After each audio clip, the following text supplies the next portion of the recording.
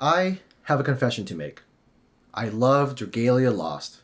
So much that I think I'm going to take a small break from doing PiroNews just to catch up on the Resplendent Refrain event.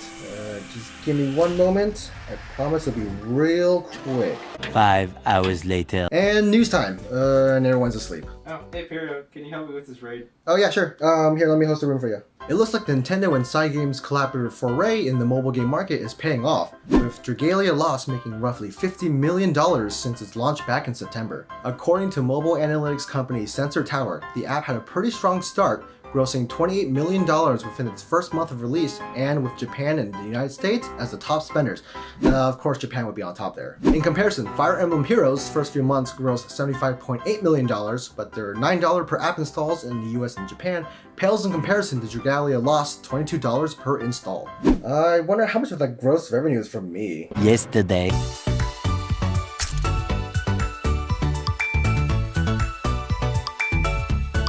Probably a lot from what you've been spending lately. Nah. In other news, while Tatsuki is no longer spearheading Kemono Friends as of last year, the director for the upcoming second season, Ryuichi Kimura, appears to be making an effort to replicate the direction of the first season. Kimura stated in an interview posted on Akiba Soken that they were working on retaining what made the first season interesting, such as the relaxing atmosphere to ease a day's work, the sci-fi elements, probably talking about these things, and the simple story with a deceiving amount of depth to it. He especially affirms his enjoyment and respect for the first season in an earlier New Type interview, as he works with a recurring cast and Mina Yoshizaki to do the second season justice.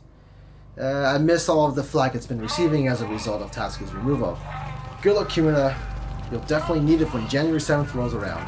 Speaking of Tatsuki, turns out he's working on an original anime project of his own called Kemerikusa, which recently got confirmed for a 12-episode run in the approaching winter 2019 anime season. The anime shares the same title as a short of the same name that his Dojin Circle Irodori produced back in 2010. And while there's not much information about what the show is going to be about, they have a load of clips and visuals posted on their official Twitter account. At the very least, it's nice to see that Tatsuki's still in action, and hopefully this project can hold its own, even if it means banking on the giant sign that says, "Hey guys, I did Kemono Friends Season 1. This all-new project from Yao Yorozu will begin airing next month as part of the winter 2019 anime season. Are you constantly tired from your day job? Does your company work you to the bone? Living off paycheck to paycheck? No overtime pay? Less than minimum wage? Okay, I'll stop there before I go too far. But if any of these things apply to you, then look no further than your local 800-year-old fox girl, as Sewayaki Kitsune no Senko-san gets an anime slated for next spring. This adaptation follows the titular fox spirit as she meets up with an office worker named Nakano, who works at an exploitative black company. She offers to spoil Nakano and put him under her care because, let's be real, it sucks working at a shitty company. Wait, what? I don't work at a shitty company. What are you trying to get at? Mondaiji Tachi, No Game No Life, Konosuba, ReZero.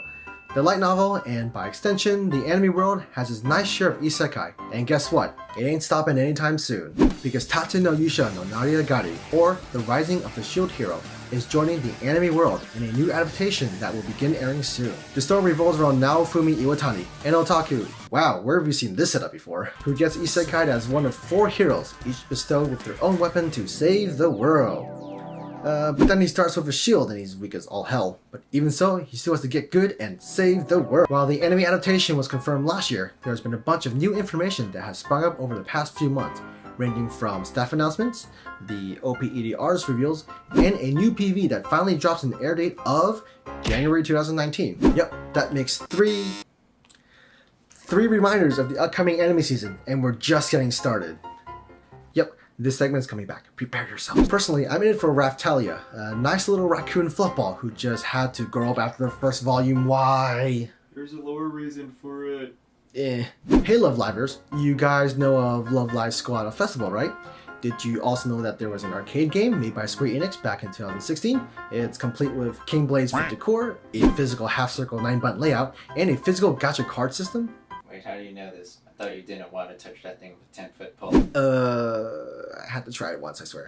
They recently released Aqua into the arcade game lineup, which would be nice if they remember to bring the costumes as well. Apparently, an update to the arcade game came with a rather glaring bug that makes the character show off more skin that is appropriate for a public setting. and the Twitterverse took no time to share it with the world. Videos popping up with hundreds and thousands of views, all showcasing a dancing Ruby and Daya with no costumes or even clothes for that matter. I mean, come on Square Enix, you could at least give the models underwear. And if you thought that wasn't bad enough, I think it's worth telling you that the game allows you to print out physical screen caps of the game's performances, which, combined with the bug, basically turns the game into an out-in-the-open instant R18 stash. Here's to hoping that Square Enix can patch this pronto.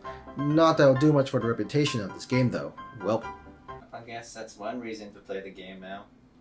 Moving on from naked love lives, you can now take the thrill of Panzerfahren on the go. Oh, look at the cute little Panzer. Yeah, that's actually how you translate Senshiro apparently. I don't know, ask Nankai Banko or something. I tried.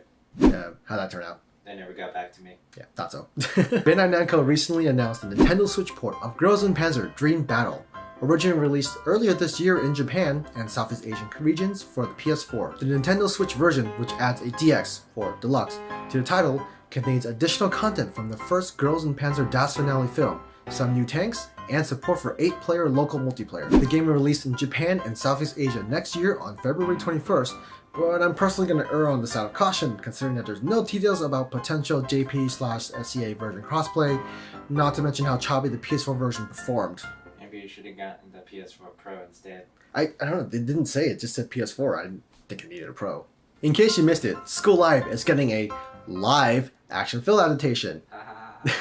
And as we approach January, we get a new visual of the main cast on the school's rooftop, as well as some new information about the cast. The main characters will be played by members of the idol group Last Idol, which, if you really think about it, it's either a huge coincidence or set up all according to plan by whoever's in charge of the adaptation. But if a new movie visual wasn't enough, the manga artist himself took the liberty to remake the movie visual in the manga art style, and boy does it look real cute. So cute that if you really compared the two, the movie visual starts to look a little bit plain.